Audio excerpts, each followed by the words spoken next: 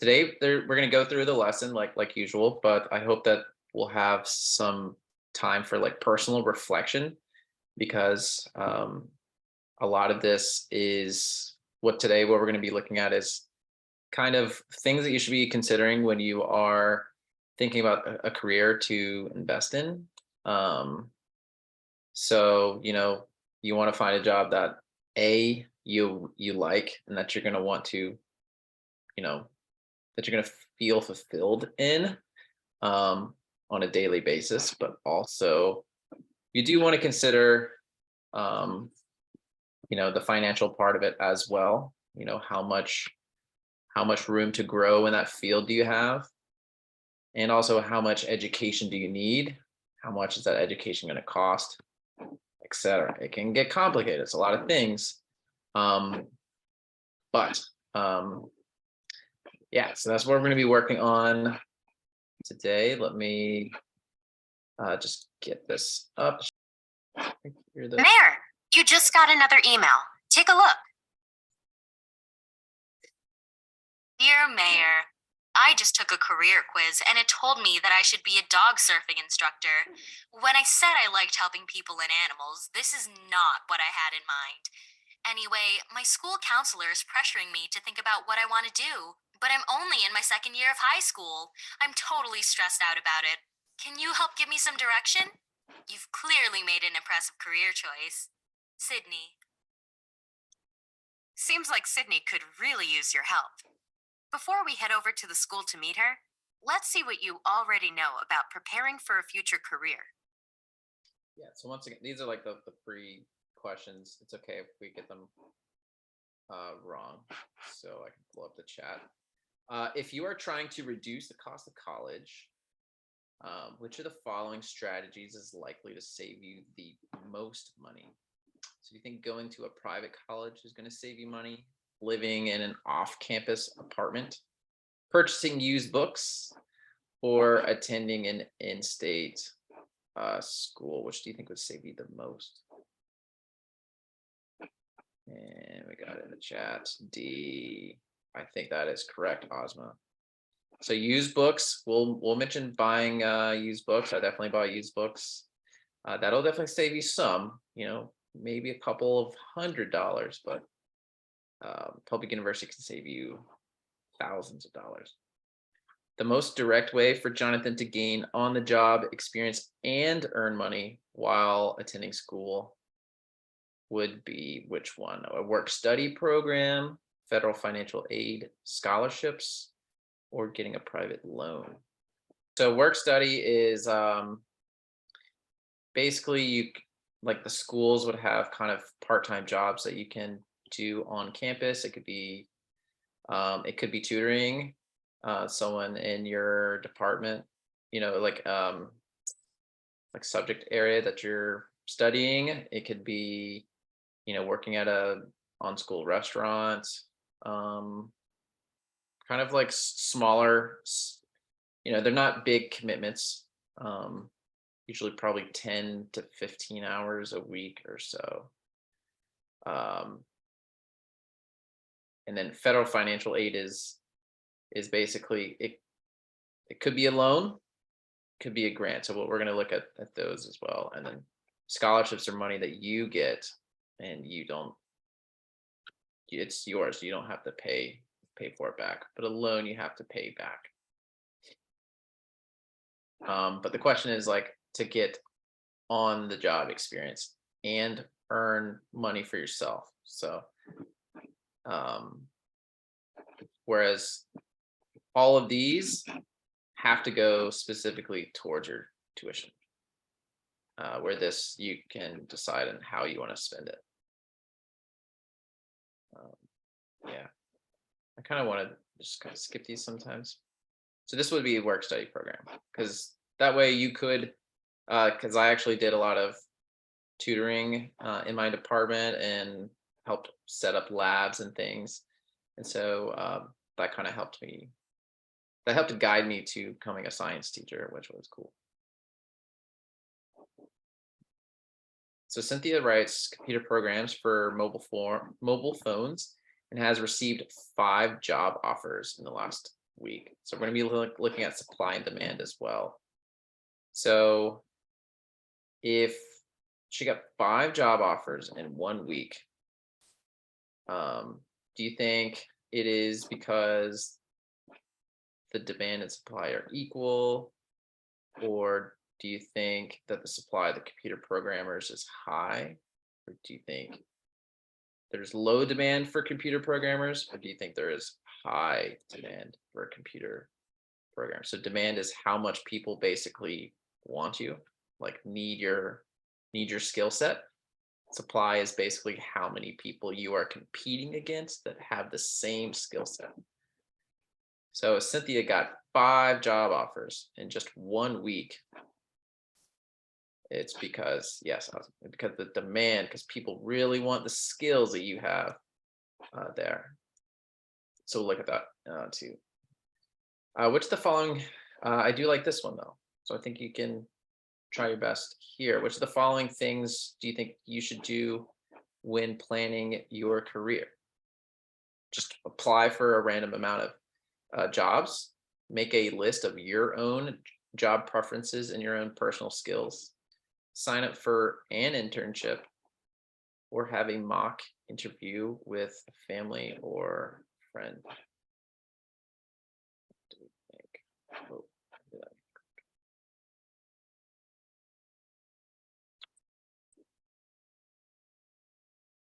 so for this one, what I hope to have time to give you is to make your own, give you time to make your own list of your own skills and things that you prefer.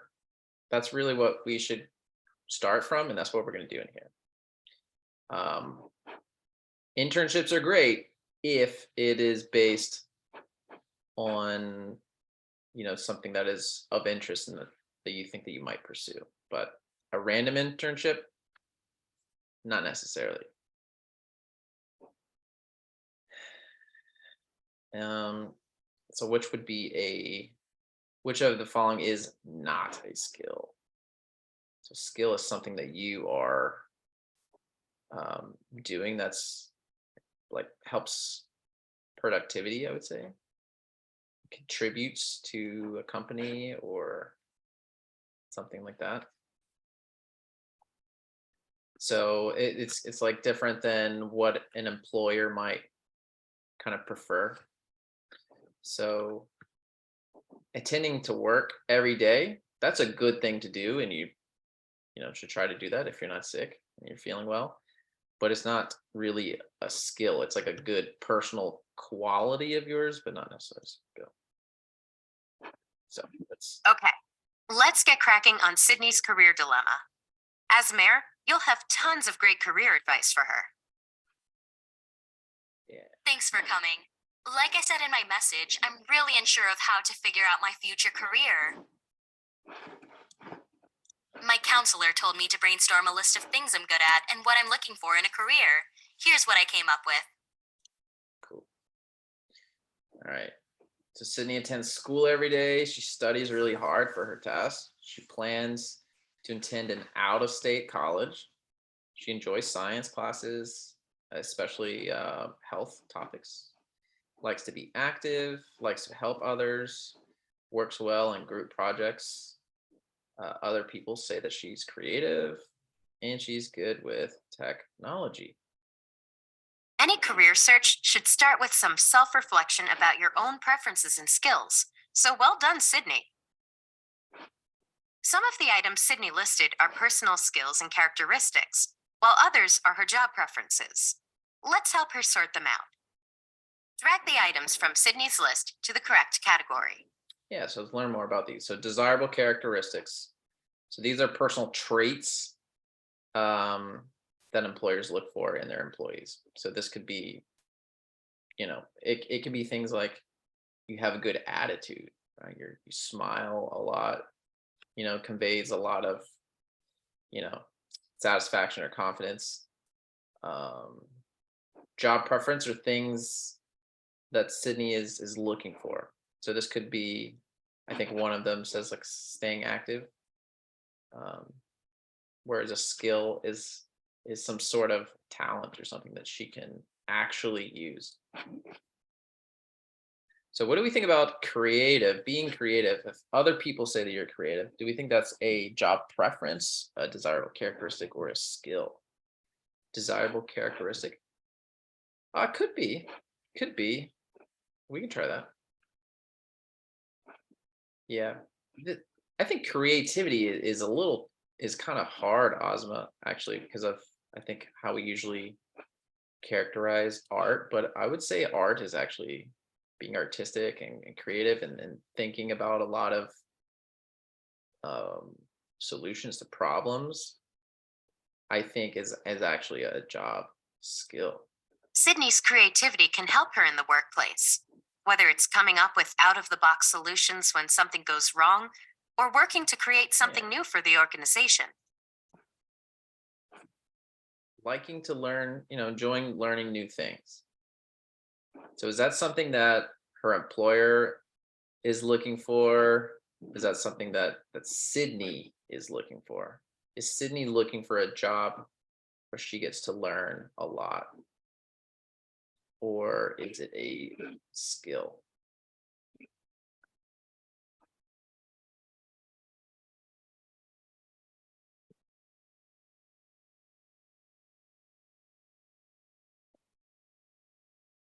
So I think I would probably put this in job preferences. I know one for me, like being a teacher, I like being able to learn more things. Can always, try to teach a different class. I that I haven't taught before, which is going to make me learn something new. That's where I would put it, but also like a lot of employers could see that your ability to learn and adapt is also attractive. So it's kind of I think it could be in both. Sydney's desire to learn and strong performance in school indicates to employers that she is a hard worker and will likely continue. Yeah. But here we go. Would like, so it's kind of I think the word would implies a preference. So she wants something where she's going to be able to help others and make their lives better. She's not focused purely on just money. It's not just salary that matters to Sydney. She wants to make a difference too. Okay. So the attendance one we kind of mentioned. This is a desirable character. This is something that your employer is going to want. It would be a great bonus for you. Employers look for workers that are reliable. Sydney's good school attendance shows that her employer will be able to depend on her.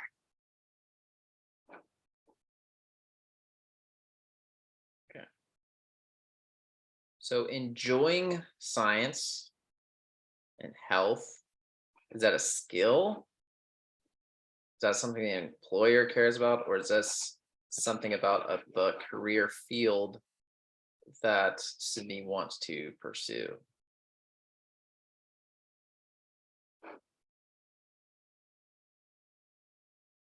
Yeah. So this is something that Sydney enjoys. So this is going to be a preference of Sydney. Sounds like Sydney should be looking for future careers in a science-related field. We'll keep that in mind for later. Being good with technology, as we kind of saw with computer programming, a lot of the skills that you have and are developing. Advances in technology Probably means be that with there are technology. more and more jobs that need people who have strong computer skills. Sydney's technology skills can help her in a lot of different fields. Working well in groups. This might surprise you, but this is a skill, right? Being able to work with a team Teamwork is a is skill. crucial to success in the workplace. Employers like to have workers that collaborate and work well with others. And not only just others, but a large diversity of different types of people. That is definitely a good skill. Now, again, this is something that Sydney enjoys. Sydney wants a job that is active. So doesn't really want to be sitting, wants to be kind of moving around more on their feet. So this is really one of Sydney's preferences. Sydney likes to move around during the day. and may prefer to not be sitting in front of a computer all day. White on white. I don't know why that's. So learning new skills can pay off. People with more job skills tend to have higher. Learning new skills can pay off. People with more job skills tend to have higher incomes overall. With many low-cost or free courses online, there are plenty of ways to build your job skills in critical areas like technology. These specialized skills can make you more desirable to employers. First, let's review the different education paths and how long each takes after high school. We'll use this information when we compare Sydney's career choices. Drag each education path to the correct spot on the timeline. Yeah, so this is basically, you finish high school, how many more years after high school do you have to, be in to get some of these degrees or different types of training? Because we'll talk about other things besides just college. Right? So you might know some, but so if this is after high school, I think it's safe to put our high school diploma at 0 years. This is where we're starting from. When you graduate from high school, this is the degree you receive. All the other degrees will require some additional time in school to earn. Right. Anybody know how long an associate's or bachelor's degree takes? You've maybe heard of those terms. How many years you have to go to school for an associate's or a bachelor's degree? So typically a bachelor's degree is 4 years on average. This is also referred to as an undergraduate degree and normally takes 4 years of full-time study. You can earn a Bachelor of Science or a Bachelor of Arts degree, depending on what you study. And an associate's degree is a 2-year degree. This degree typically takes 2 years of full-time study after high school. It is usually dedicated to training towards a specific career or skill. Many people start with an associate degree and then transfer to a 4-year school to complete their bachelor's degree. So sometimes you can get an associate's degree from like a community college or and then you can kind of transfer your credits over to a larger school and finish your bachelor's degree there if you would like.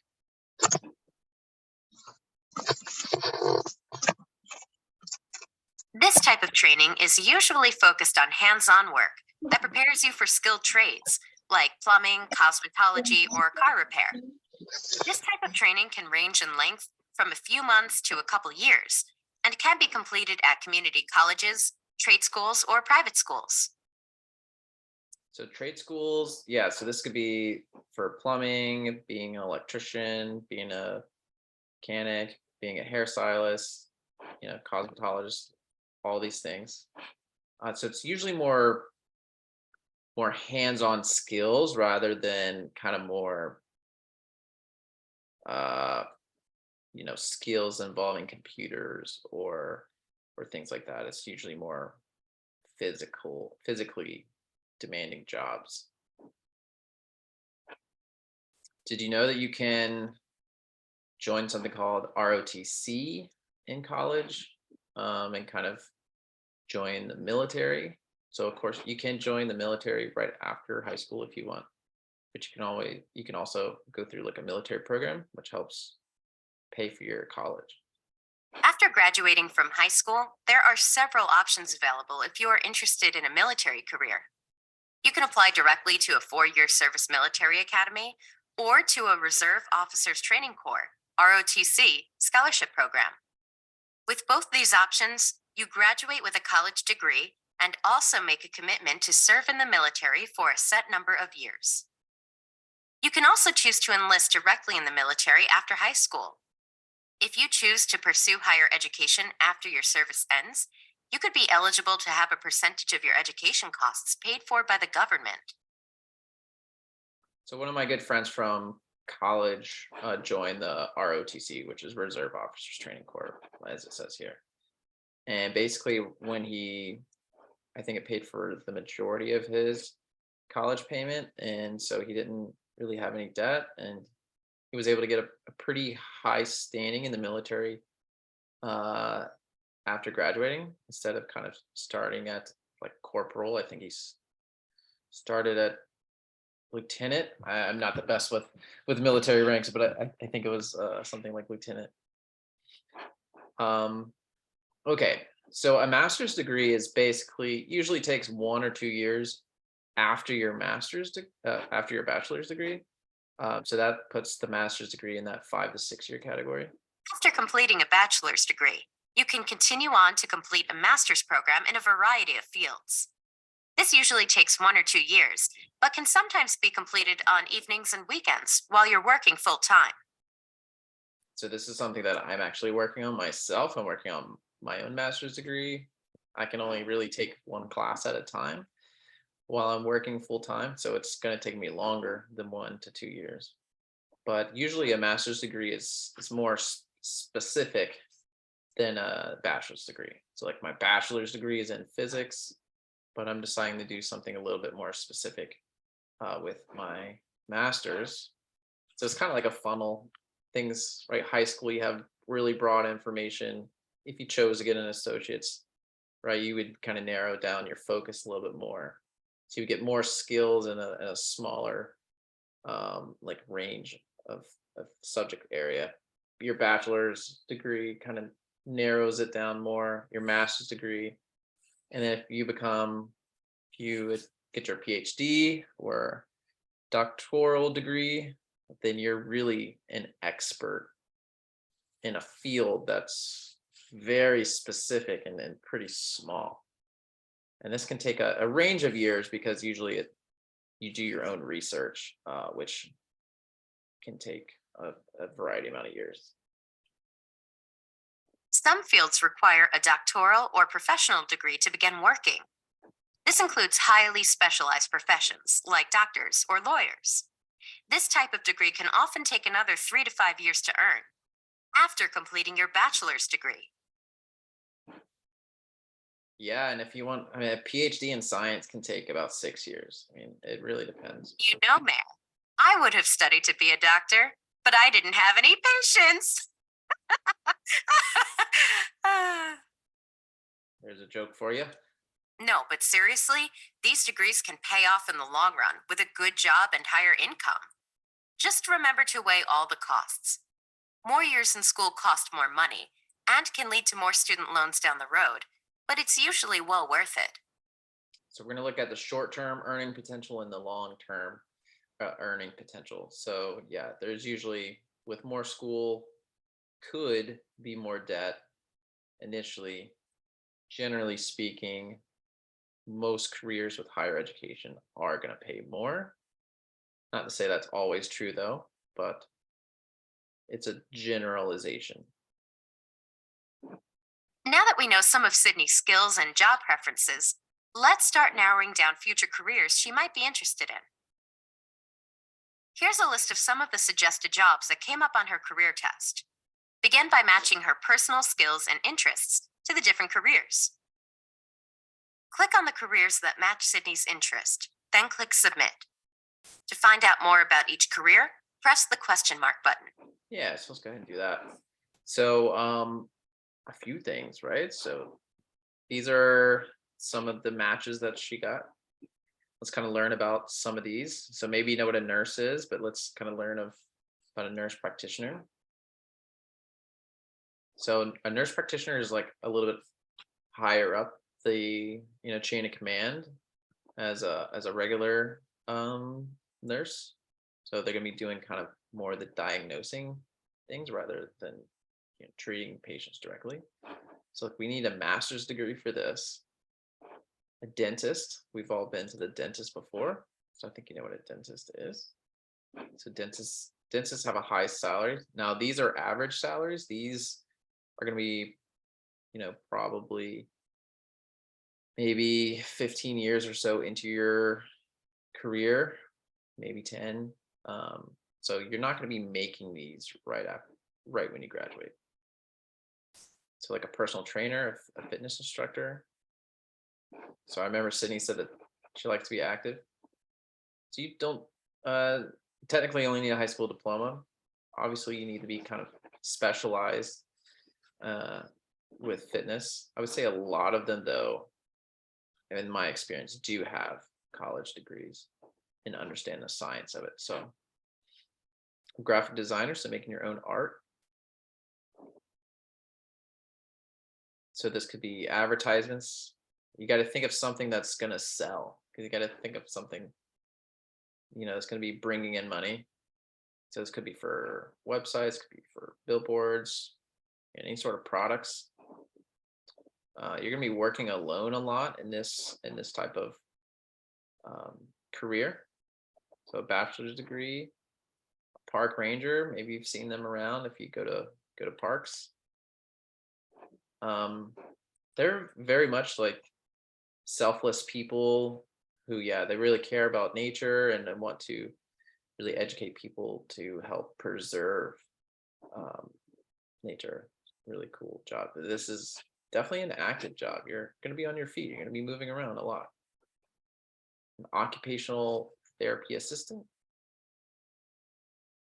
So helping clients, who maybe have suffered an injury or stroke, those with different accessibility needs.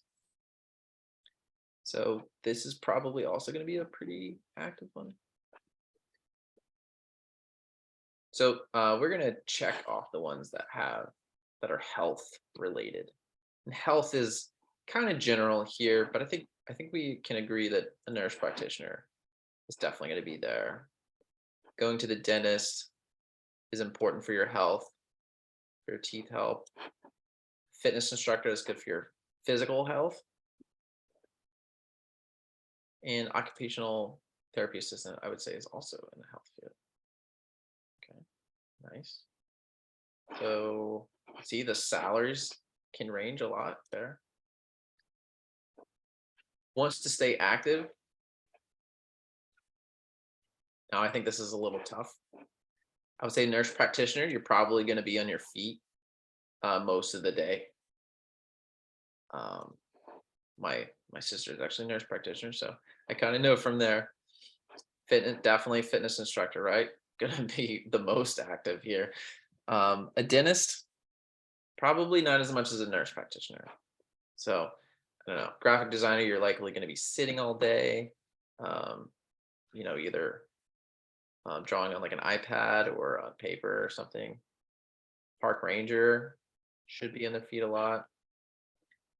And if you're an occupational therapy assistant, you're helping clients do like recovery, rehabilitation exercises. So I think that is, well, nice.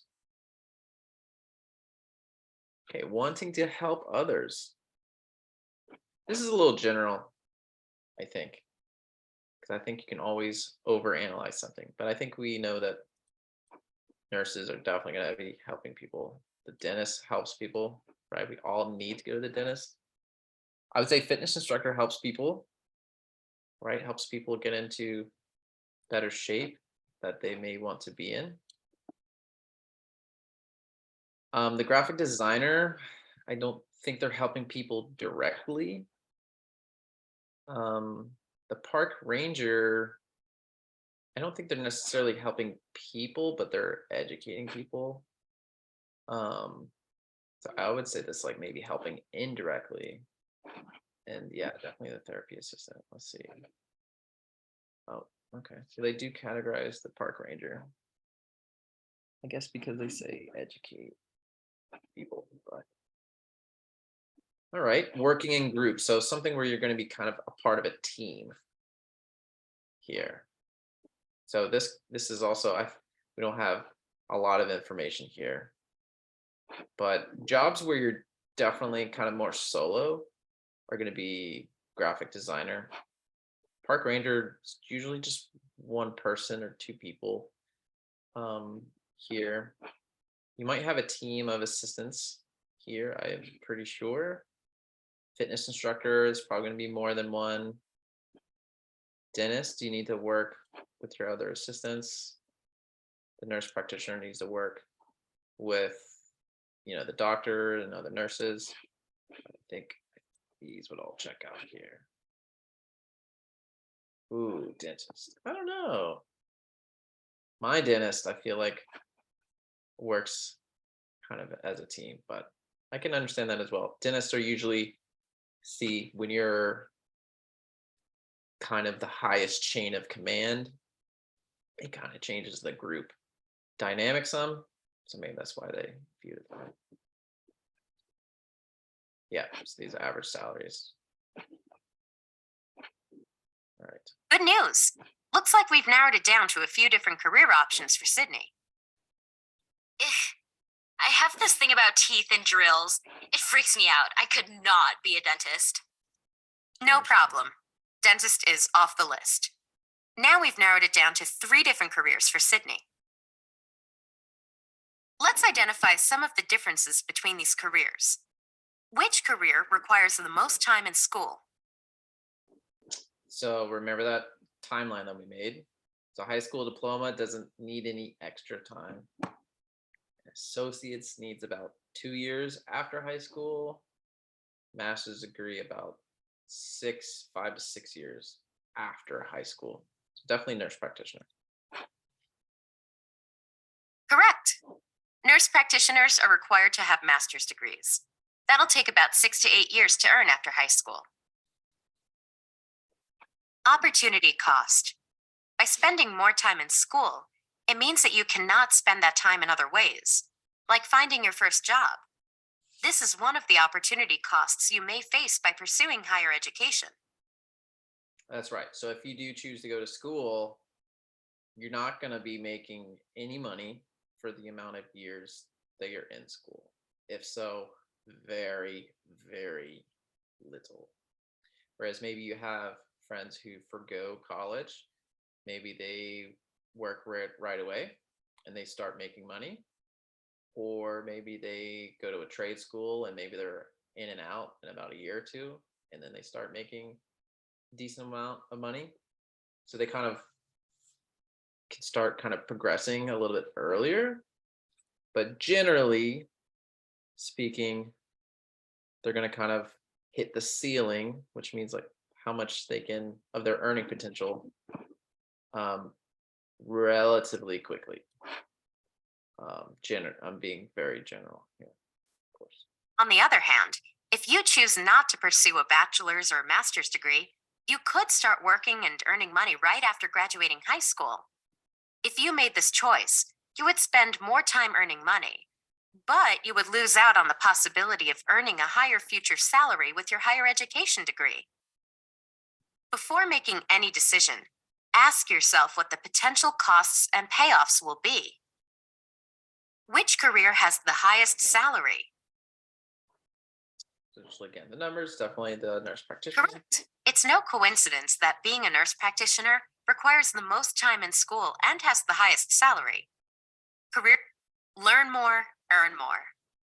Take a look at this graph of lifetime earnings and education level. As the level of education goes up, so do the lifetime earnings.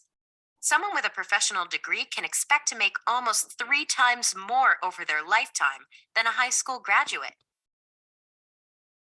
So I love graphs. So this is a really interesting chart here. So let's look at the yellow line here. So this represents those who go to get a job right after high school. So you can see they start making money basically at the age 18. That's the average age people graduate. And you can see, they're consistently making money here. But you can see that over time,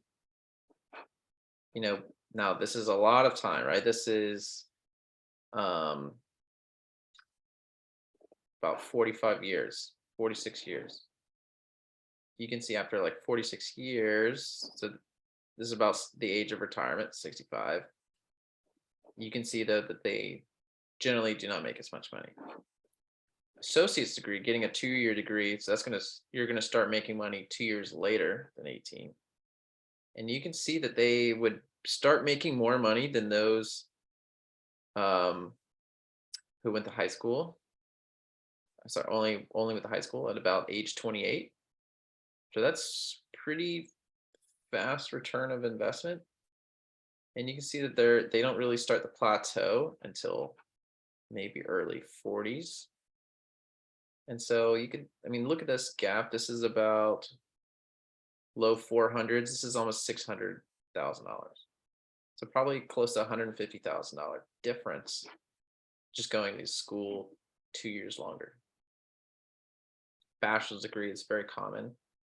So roughly 22. And you can see this starts picks up pretty quickly, right? So, and a much higher earning potential than an associate's degree. And this is going to depend a lot on what you major in and stuff. So these are general. Now, master's degree. So if you went straight through and got your master's degree, you can see that if you were deciding between a bachelor's and master's, on average, around age 45 is where you would pass. And that's also a massive difference, about 200,000 here. Doctoral and professional. So doctoral will be like PhD, doctor, lawyer. Professional will be like lawyer, engineer, could be in this category as well. Even though in engineer, you don't have to, you can just get a bachelor's degree. So you're not really going to be making any money until you're almost 30, especially for like doctors, I know. But you can see you're going to start passing the person in high school around 36, passing the person who went to the bachelor's degree around low 40s, and then really everything else is just extra earning potential. So it can be really drastic. But remember, there's more to life than money. You want to find a job that you actually enjoy, has skills that you enjoy using, things that you enjoy doing. But it's interesting.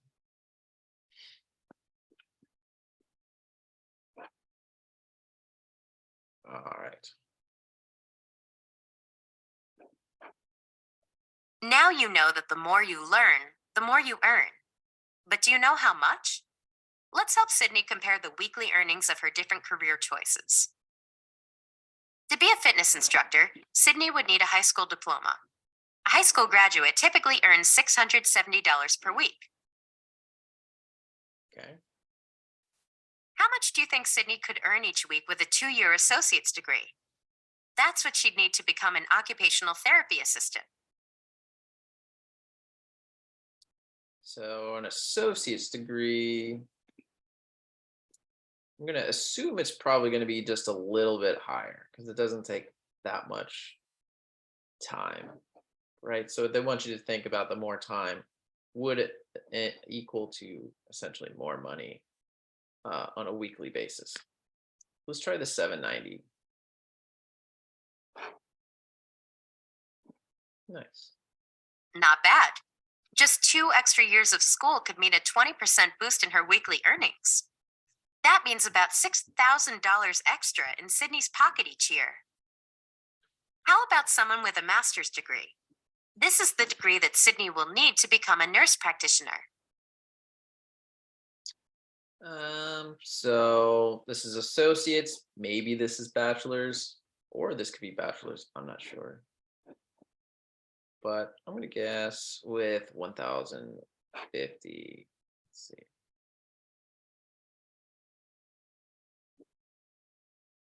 No, all right. So it must be higher than that. Let's try 13. Nice.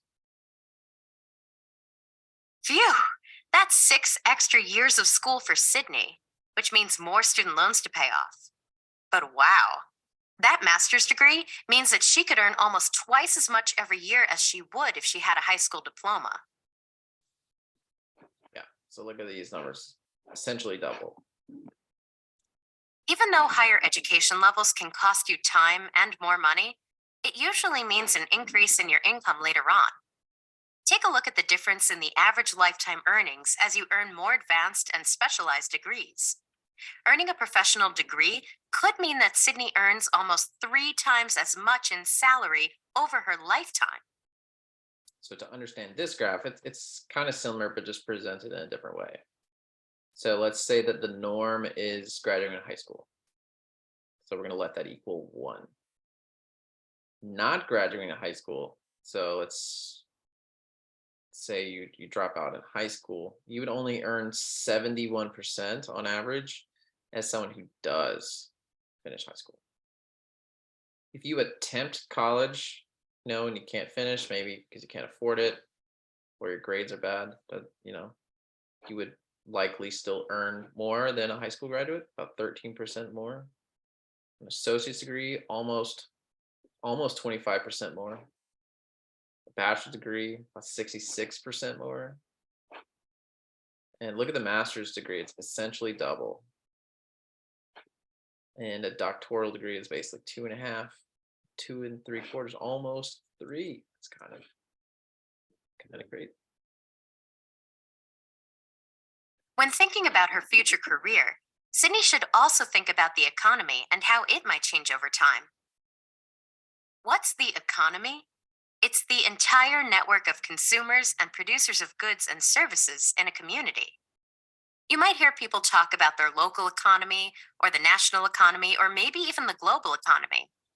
We can use different economic indicators, like the level of unemployment, to see whether the economy is doing well or not so well. When Sydney is considering her future career, she should think about which career could be affected by poor economic conditions.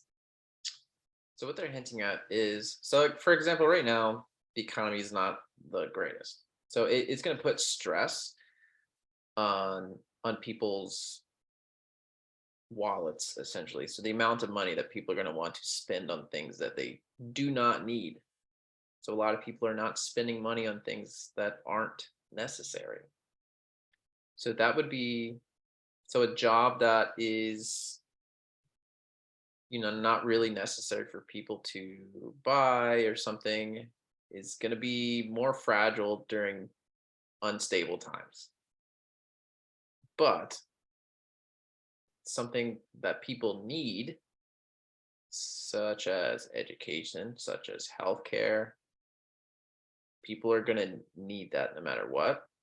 And they're going to find a way to pay for that no matter what. So those are going to essentially going to be like recession proof is what kind of I grew up knowing. So when the economy is not doing so well, they're not going to be concerned that they're going to get fired because their employer can't afford them. With that in mind, which career do you think would be most affected by economic conditions? So most effective. So the one that would, which one do you think people would not want to spend money on when the economy's not doing so well? So do you think that's going to be on someone who takes care of people on a regular? Yeah, so I think he said fitness instructor, I think.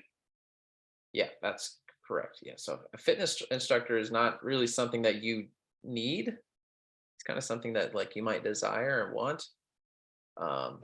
This is more like health and recovery based, right? Same thing with this. Okay, next. Correct. When the economy is not doing well, people tend to look for ways to decrease their expenses. Clients may choose to save money by canceling their gym membership and work out on their own without the help of a fitness instructor. Changes in the economy, like if the stock market takes a downwards turn or there are new technology advancements, can have an impact on the demand for a certain career. Technology advancements. That's actually a worrying thing. So I don't think we'll really talk about that, but like AI, artificial intelligence, if you're thinking about something that could replace your job one day. So for instance, fast food workers, like at McDonald's or something, right? They're working on technology that could essentially replace all of them. So that would not really be a secure job for the future, I would say. The salary or income that can be expected in different jobs is also influenced by how many people are available to work in that field, supply, and how many job openings there actually are in that field, demand. Supply and demand play important roles in determining the income for a given career. This is true. Supply and demand is a tough concept, but it's critical for the mayor of a town to know about. Let me cover it in more detail for you. First, let's define what supply and demand are. Supply measures the amount of a specific good or service available for a given price. So in this case, the supply is going to be how many people have the same amount of skills that you do. So basically the amount of people that kind of applying for the same position. Now we have this, I think it's irrelevant right now, maybe a year or two ago. It's still happening now, but if you wanted a PlayStation 5 for Christmas, the supply was very low. Not just PlayStation 5, but a lot of anything with computer chips. The supply has been very low. And the demand, the amount that people want it has been, continuing to get higher and higher each year. And that's going to cause the price of those products to get more expensive. Because essentially more people are competing for the smaller amount of. Supply measures, Okay. Demand measures the number of people who are willing to buy a particular good or service at a given price. How does supply and demand apply to workers? Click again to find out. In a labor market, the supply is the number of workers available for a specific position. It's how many people want to and are able to do the job. Demand in the labor market is the number of employers looking for workers for that position. It's how many jobs are available. So amount of jobs available, amount of people want. The relative levels of supply and demand can determine how much workers are paid at a specific job. So this is how many people there are that could fill the position, and this is how many essentially positions that are open or free. Now, let's take a closer look at how supply and demand interact in the labor market. Move the slider from left to right to observe changes in supply and demand. So this horizontal line is going to mean that demand is staying constant. And this would represent something where the supply. So this would be the blue line. Demand represents how many openings there are, and generally speaking, every year. And the supply right here would show that the amount of people with those skills to fill these openings are increasing. So that's probably not too good right? This is 2016. So that's probably not too good if you're, graduating from school or whatnot. And there's essentially this many extra people competing for these jobs, right? You wouldn't want 200 people to compete against 100 job openings. That only means that half of the people would get the job that they want. So that's not really good for you. According to this graph, what is happening to supply over time? So it is increasing. According to this graph, what is happening to demand over time? So this horizontal line shows that it's constant. It's not changing. It's staying at this 100 value at the same time. According to this graph, how does supply in 2016 compare to demand? So it's much higher, much larger. So remember your greater than, less than. So how does supply? So supply is much higher. When supply is greater than demand, the price will be lower. In a labor market, when supply is greater than demand, it means there are more workers than job positions available. This can lower incomes for that job because there is more competition for each job. So this is essentially good for the employer, not good for you. And it's good for the employer in a sense because they have more candidates to choose from. And so they're going to have more negotiation power. So the person who actually gets the job is probably going to earn less than the average because they know that if the person declines, they'll be able to easily find another person to fill the spot. Move the slider from left to right to observe changes in supply and demand.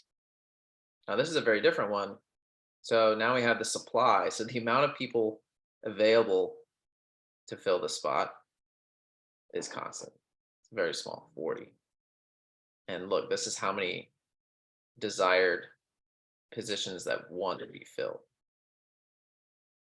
So in 2016, you can see it's almost 5 times more openings than there are people available. So what this does is the employers aren't, instead of you competing against people to apply for positions, it's really employers competing against other employers. So companies competing against other companies. And so that's good for you because that means you're going to have more bargaining power. So you're going to make more money in this type of situation. According to this graph, what is happening to supply over time? Supply is staying constant. According to this graph, what is happening to demand over time? Demand is steadily increasing. So this could be like, well, I was going to say like computer programmers, but the supply is definitely not constant for that. According to this graph, how does supply compare to demand? So the supply is less. This means less than. In this case, the demand for more available workers can drive the price of work up. There are more open job positions than there are workers to fill them. Workers can afford to be choosier about who they work for and negotiate higher salaries. This can happen when a job field expands quickly or there are technological advances that create new jobs. For example, think about computer programming. It wasn't until the 1970s that the first personal computer was invented. Before then, there were very few computers to program for. Now, all kinds of industries rely on computer programmers. That's why the salary for computer programmers is relatively high. The demand for programmers has increased dramatically over the last few decades. Yeah, so I'm going to show you a website later on. We're going to look at the Bureau of Labor Statistics. And actually, they give kind of predictions of how much they expect the demand to increase in the next, I think, 10 years. And that's kind of, it's not something to obsess over, but it's kind of interesting to know, to kind of give you a sense of security if you feel like you are going to be investing time and money and effort into pursuing a field. It's good to have a little reassurance knowing that you think that there's going to be a demand for you when you're done.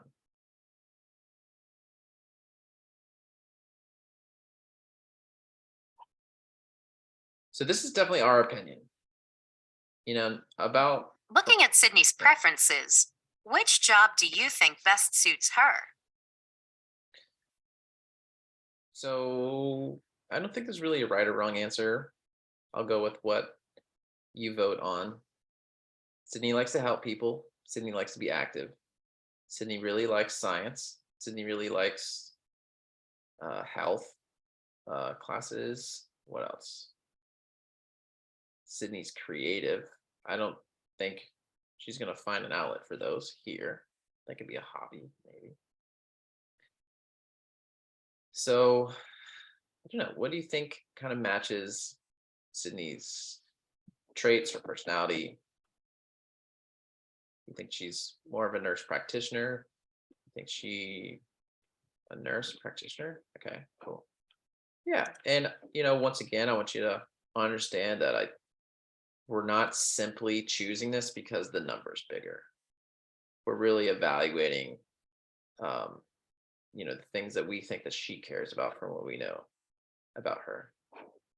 Because I definitely think the occupational therapy assistant could also be a pretty good fit for her. This job feels like the right balance for me. I'll definitely be helping people, and I enjoy learning more about medical health topics. Yeah, I do remember she wanted to continue to learn more, and she's probably going to get more of that there. Way to go! Sydney has a better sense of her career direction thanks to you. Now, the big question: how much is that education going to cost? Sydney, are you ready to find out? Whoa, that's a lot of dough. But don't worry, Sydney. The mayor and I are here to help. The price for a year of college tuition can be steep. Thankfully, there are lots of ways to bring down your costs. Seems like we've got another challenge on our hands. You ready to help chip away at Sydney's college costs, Mayor? Yeah, so let's focus on this number here in the top left. We're going to try to lower this for Sydney to reduce that financial burden. All right, Mayor. Sydney knows the price tag for her college education. So let's start with a list of things she can do to start preparing. There are things she can do now to help her save money on her first year in college. She'll need your help crossing everything off her list. Take a look at what she has to do. All right, so we want to go to the guidance counselors, sign up for classes, go to the activities fair and the cafeteria, find a summer internship, visit the college information center, improve her science grade, research scholarships in the college information center. So these are definitely things that are going to be, on your mind when you're sophomore and a junior, and probably still beginning of senior year, but definitely, your second, third year of high school. Sydney will have to visit different areas of her school to get all the information she needs. Knowledge is power, and in this case, it is also money. So the more information she collects, the more she'll reduce that college price. Oh my, it's already 2 p.m. We have to head over to Sydney's counselor's office so she can sign up for classes. Sydney, good to see you again. You must be here to sign up for classes. Let me bring up your file on my computer. Great. Let's start with your requirements. Here's the list of classes that all high school juniors must take. All right, so it seems like Sydney is a rising junior. So she could take biology. She could take, more rigorous honors biology, could take AP biology. Now, if Sydney wants to be a nurse practitioner, she needs to be really good in science, especially biology. So if she can, and she said she wanted to improve her science grade, she should try to take AP biology. Drag the classes that Sydney should take to her schedule on the left. To remove a class, drag it back to the course list on the right. So AP classes they try to be a little bit more comparable to college classes. And if you pass the test essentially at the end, you could get college credit for it, which would be really good because the more credits that you get, the less that you would necessarily have to pay for college. Signing up for advanced classes is a great way to build your experience with the field you're interested in. Plus, with some advanced classes, you can earn college credit. That's one less class to take and pay for later on. All right, yeah, we got to take English. We got to take math. Think about when your classes are being taken. Sydney knows that she is most focused in the morning. This might be the best time for math class, since it requires the most concentration. Good point. We're on a rotating schedule, so I wasn't really thinking about the time of day. Social studies, sure. Okay. Now here are Sydney's remaining graduation requirements. She doesn't have to take all of these this year, but will need them for graduation. So I think foreign language, sure, we do foreign language. Likely going to have patients who speak other languages than English. Parlez-vous français? Well, Sydney does, and she will learn more French this year. When picking classes, be sure to balance your schedule. Taking all your hardest classes in 1 year could be too much. Will you have enough time to do your homework? What about your extracurricular activities? Sydney still has her senior year to take some of these classes if the workload is too much. Great. Now there's only one thing left, your elective classes. You don't need these to graduate, but you do have several options to pick from. Choose thoughtfully. So these electives would be classes that you don't need to graduate, but you can have a lot of fun with these and choose classes that are more about your own interests. I appreciate the drama shout out, Ozma. I'm going to prioritize intro to medicine because Sydney wants to be a nurse practitioner. I think that could benefit Sydney. Use your elective choices wisely. Think about how the elective classes tie into your interests. You don't necessarily want to just sign up for the easiest class or the class that all your friends are taking. And this is a lot of classes here. So you're probably going to have more like 5 or 6 classes in high school than 8. I was thinking that nutrition and wellness could be useful as well. Right? Maybe to help some of your patients, maybe fixing their diet that would help them, get healthier. And because we have one extra spot, Ozma, I'll put drama here. And if that's in the afternoons, that could be a little bit more fun. You're all signed up for next semester. Before you go, is there anything else I can help you with? Let's just say yes. Let's see what we got. Yes, I'm happy to help. There are a couple of resources on my bulletin board over here. Take a look and let me know if there's anything you're interested in. I would say this: remember that your teachers want to help you, even though or guidance counselor, they want to help you. They want you to succeed. So don't be afraid to ask for help from time to time. When people think about college or other training, they usually just think about tuition, what it costs to enroll. But there are so many other costs. Take a look. So tuition is how much your actual courses cost. So how much it takes to take the classes. But you gotta buy books, you gotta get to class, so transportation, room and board, you gotta live somewhere. That can be very expensive. Ah, I see you found my flyer on paying for higher education. There's lots of ways to help cover the costs. You and your family can save money. You can borrow money by taking out a student loan. You can even apply for free money, like grants and scholarships. So a loan you have to pay back, grants, scholarships, you don't. So you want to prioritize grants and scholarships first before you look into loans. That's just one of many scholarships you could apply for. There are scholarships for everything, for athletes, mathletes, musicians, and even left-handed people. Check out that website. It's a great place to research more about scholarships. Well, I'm sorry, Sydney. I have an appointment with another student. Come back anytime you have questions. So this was definitely worth the time. We got a lot of information that we can use for the future.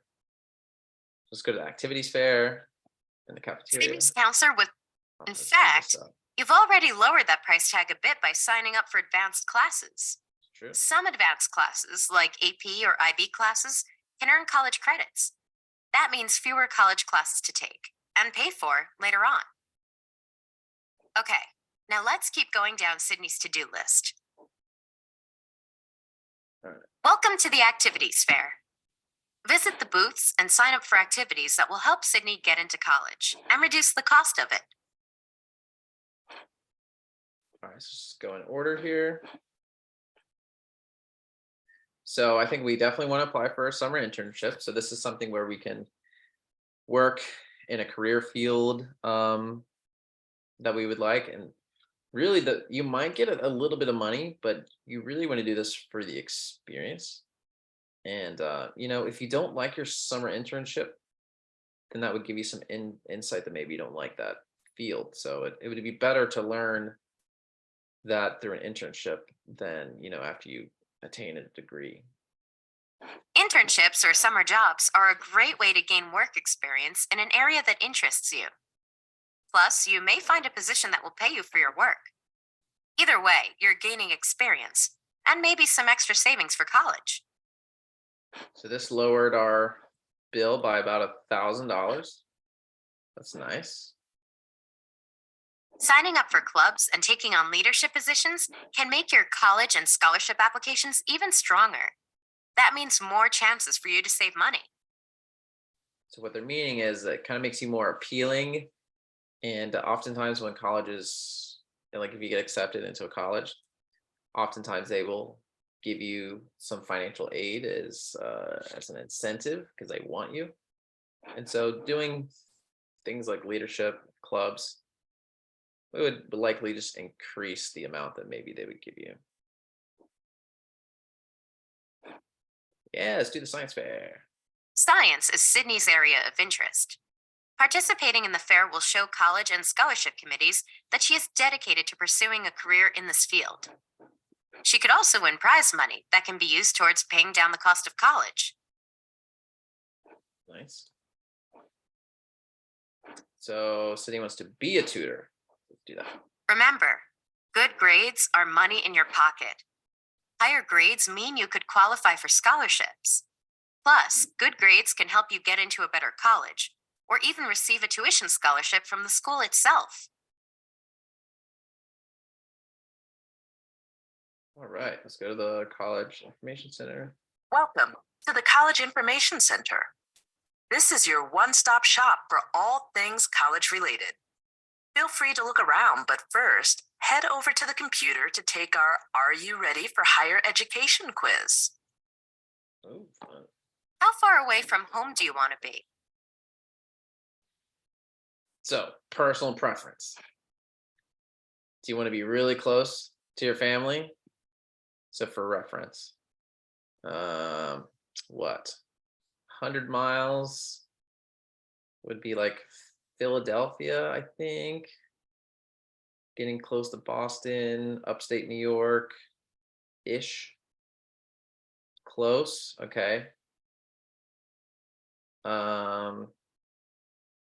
So 40 miles, or maybe an hour away from your family, maybe 2 hours away here. Okay. So Ozma wants a little bit of distance. 3,000 miles. That's like you're taking classes in England or something.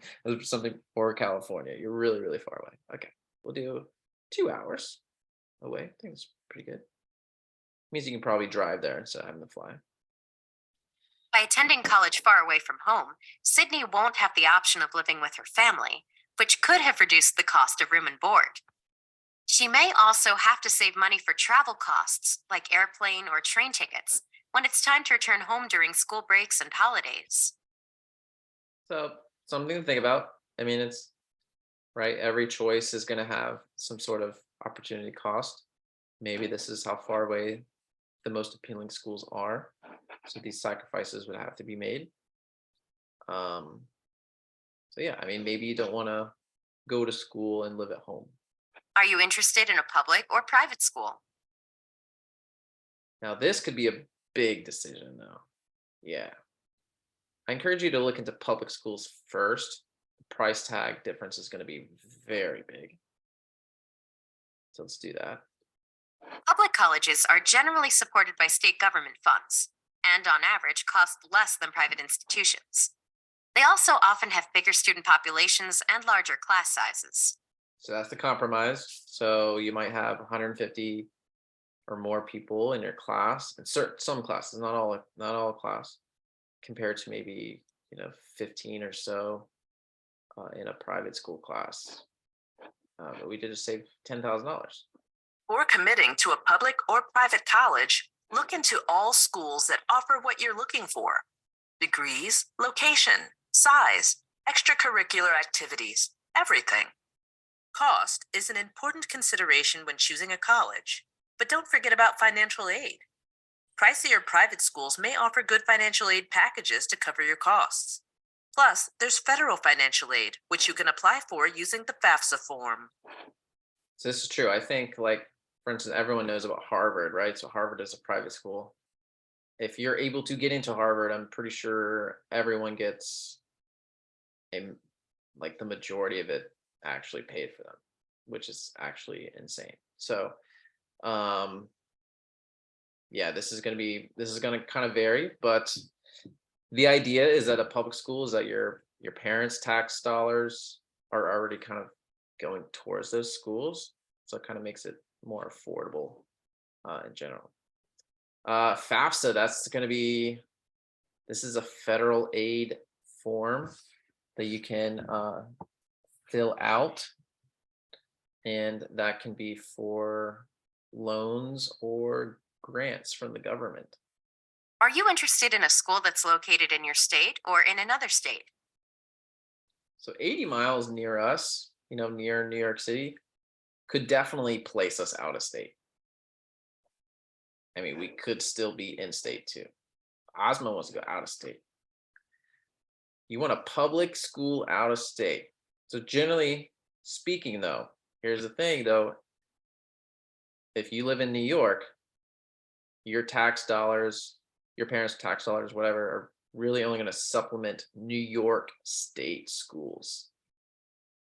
So if you go to a school in Pennsylvania, even if you go to like Penn State, let's say, so a public school, you don't live in Pennsylvania.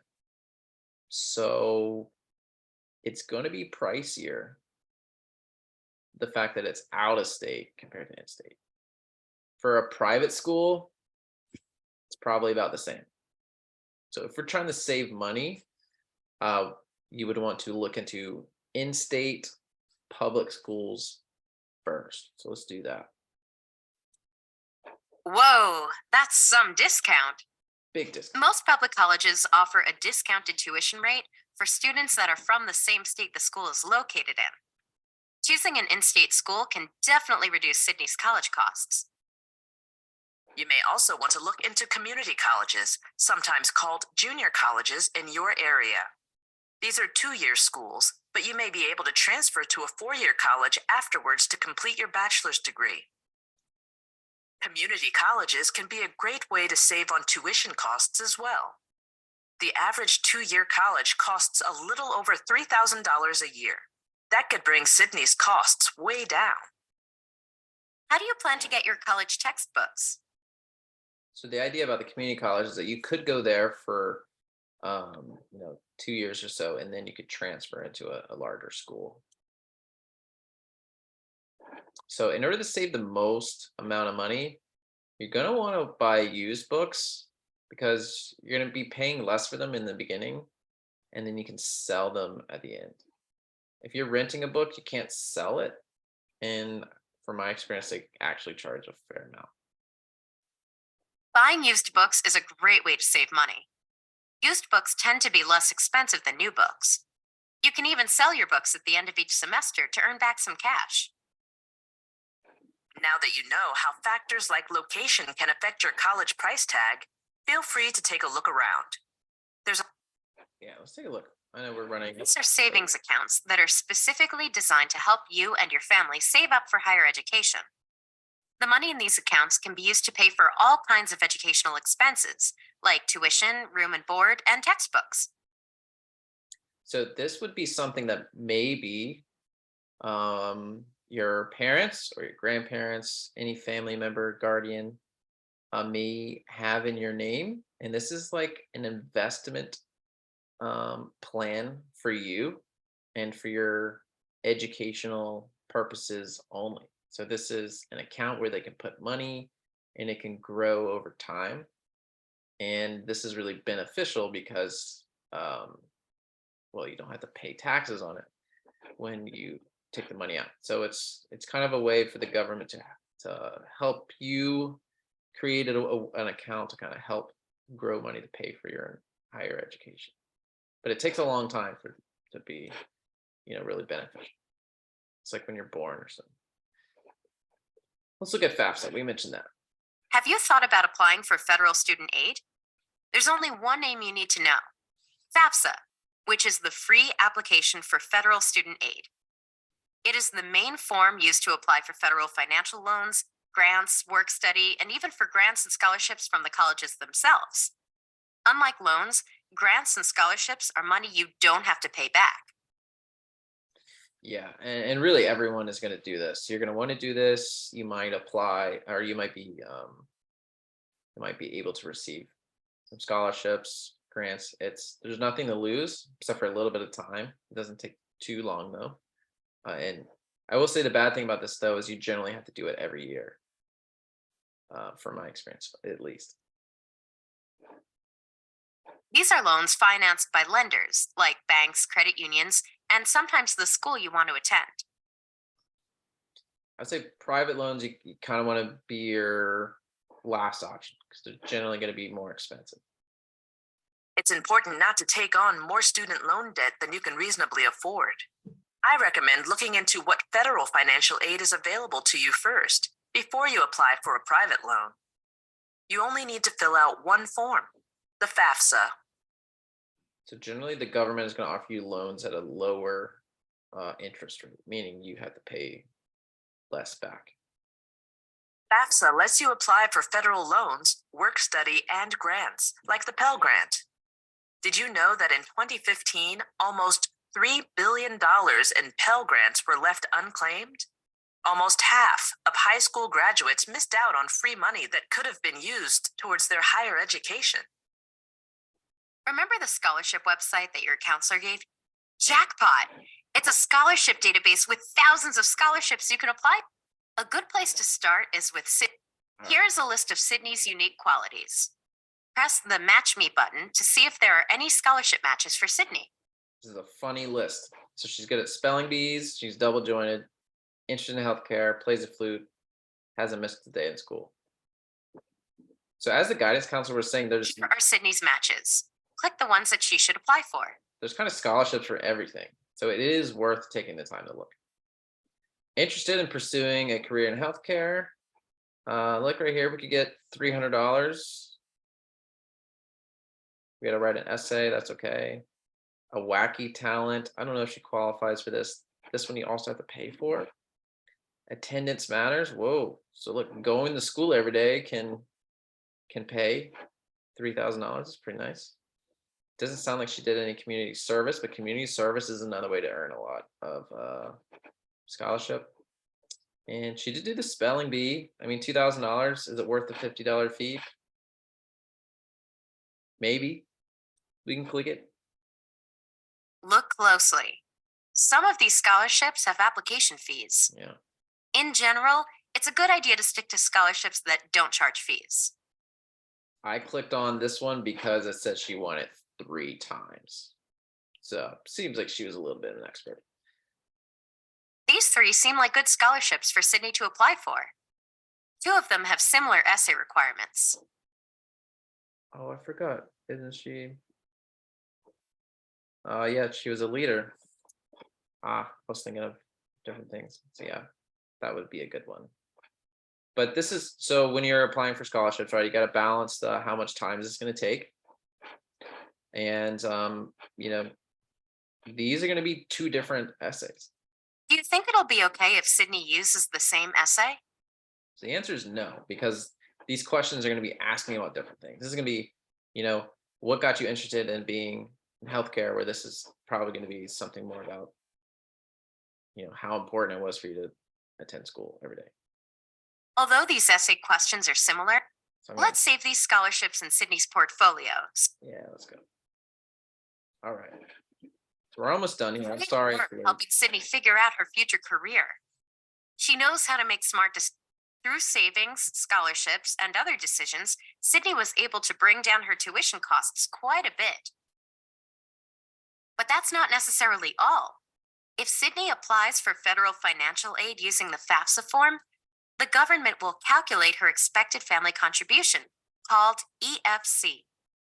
EFC looks at how much money Sydney's family has, whether she has other family members in college, and how big her family is.